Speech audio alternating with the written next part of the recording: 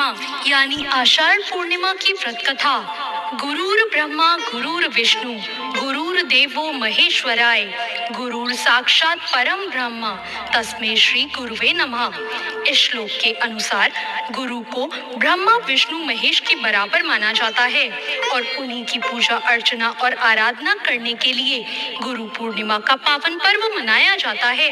हिंदू धर्म में आषाढ़ पूर्णिमा का विशेष महत्व है।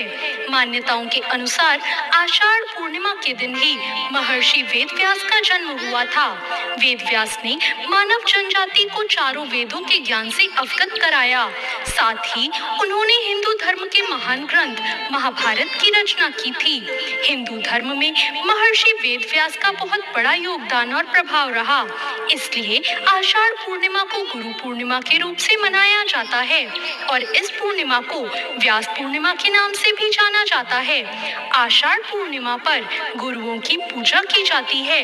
आषाढ़ पूर्णिमा का व्रत रखने वाले व्यक्ति इस दिन भगवान विष्णु की आराधना भी करते हैं एवं सत्यनारायण कथा का श्रवण करते हैं। इस वर्ष आषाढ़ पूर्णिमा 21 जुलाई 2024 रविवार के दिन मनाई जाएगी। पूर्णिमा तिथि 20 जुलाई 2024 शनिवार को शाम 6 बजकर आरंभ होगी एवं 21 जुलाई 2024 रविवार शाम 3:47 बजे समाप्त होगी। आइए सुनते हैं आषाढ़ पूर्णिमा की व्रत विधि। इस दिन सुबह जल्दी उठकर किसी पवित्र नदी में स्नान कर लेना चाहिए। यदि किसी पवित्र नदी में स्नान करना संभव न हो तो पानी में गंगा जल के कुछ अंश मिलाकर स्नान कर लें। इसके पश्चात सूर्य मंत्र का उच्चारण करते हुए सूर्य देव को अर्घ दें। इसके बाद पूर्णिमा व्रत का संकल्प लें। इसके बाद भगवान विष्णु की पूजन तुलसी धूप दीप गंध फूल एवं फल से करें। इस दिन काले तिल का दान करना बहुत शुभ माना गया है, इसलिए काले तिल का दान करें। पूजा के दौरान सत्यनारायण कथा का पाठ एवं श्रवण करें। साथ ही इस दिन गरीब और ब्राह्मणों को भोजन कराने का विशेष पुण्य होता है, इसलिए यदि संभव हो तो ब्राह्मण एवं जरूरतमंद को भोजन जरूर कराएं। आइए सुनते हैं गुरु पूर्णिमा की व्रत कथा। पौराणिक कथा के अनुसार महर्षि वेदव्यास जी को भगवान विष्णु का अंश माना गया है। वेदव्यास जी की माता का नाम सत्यवती और पिता का नाम ऋषि पराशर था। वेदव्यास जी ने बचपन से ही आध्यात्म में रुचि रखी। उन्होंने एक बार अपने माता पिता से प्रभु के दर्शन की इच्छा प्रकट की और वन में तपस्या करने की अनुमति मांगी। वेदव्यास जी की इस बात को सुनकर उनकी माता ने उन्हें वन जाने को मना कर दिया। माँ की इस बात को सुनकर वेदव्यास जी वन में जाने की हट करने लगे।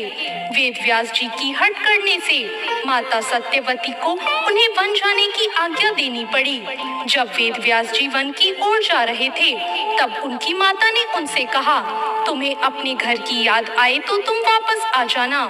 माता के इस वचन को सुनकर वेदव्यास जी वन की तरफ चल दिए। वन में जाकर वेदव्यास जी कठोर तपस्या करने लगे। भगवान के आशीर्वाद से वेदव्यास जी को संस्कृत भाषा का ज्ञान हो गया। जब ऋषि वेदव्यास जी ने अपनी तपस्या पूरी कर ली थी तब भगवान शिव ने उन्हें दर्शन देकर ब्रह्म ज्ञान का सार समझाया। इसके बाद भगवान शिव ने उन्हें ये ज्ञान मानव समाज तक पहुंचाने का जिम्मा दिया। तब ऋषि वेदव्यास जी ने अपने ज्ञान के आधार पर वेदों एवं गूढ़ ग्रंथों की रचना की। इसके बाद उन्होंने वेद महाभारत 18 महापुराणों एवं ब्रह्म सूत्र की रचना की। इसके बाद ऋषि वेदव्यास जी ने अन्य ऋषियों को ब्रह्म ज्ञान दिया और ऋषियों ने वेदव्यास जी को अपना प्रथम गुरु मानकर उनकी पूजा की। कहते हैं इसके बाद से ही गुरु शिष्य की परंपरा शुरू हो गई और आश्रम में शिक्षाएं दी जाने लगी। हालांकि गुरु पूर्णिमा का पर्व तो उस दिन से मनाना शुरू हुआ जब ऋषि वेदव्यास जी ने गणेश जी को महाभारत लिखने के लिए आग्रह किया था और गणेश जी ने महाभारत लिखना शुरू करने से पहले आषाढ़ पूर्णिमा के दिन वेदव्यास जी को गुरु मानकर उनकी पूजा अर्चना की थी। तो ये थी आज की कहानी। आपको ये कहानी कैसी लगी कमेंट करके जरूर बताएं। चैनल को सब्सक्राइब करें, वीडियो को लाइक करें। धन्यवाद।